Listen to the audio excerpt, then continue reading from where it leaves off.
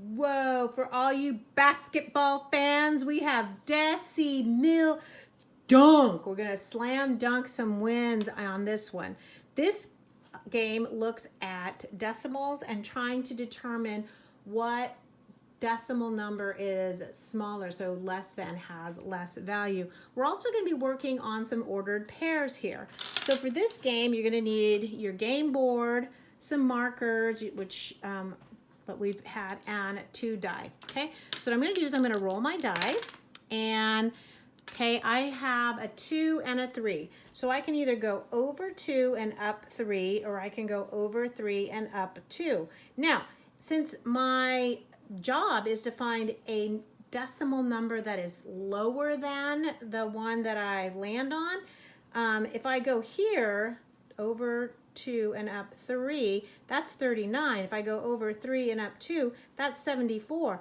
I'm going to have a harder time finding a decimal that is less than 3900. This is going to be a little bit easier. So I'm going to go ahead and say, ooh, over 3, up 2.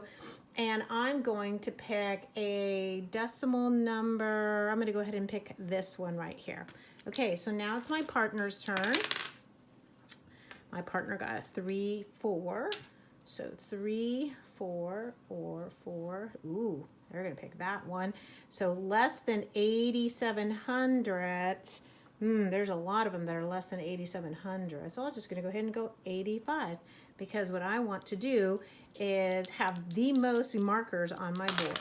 Okay? Ooh, 1, 1. Oh, so right. That's going to be challenging, right? Something that's less than 700. Ooh, is there one? Oh, yep, there is. I'm going to go ahead and put it right there.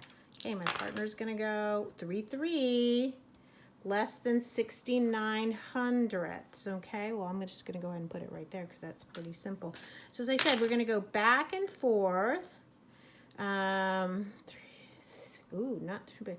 So I'm going to go ahead and pick this one so that I can put here and play until the entire board is covered up.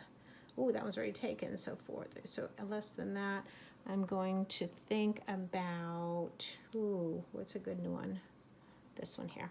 Okay, so we're going to play back and forth, and then whoever has the most counters on the board at the end of the game wins. Okay, so Deci-Mill-Dunk.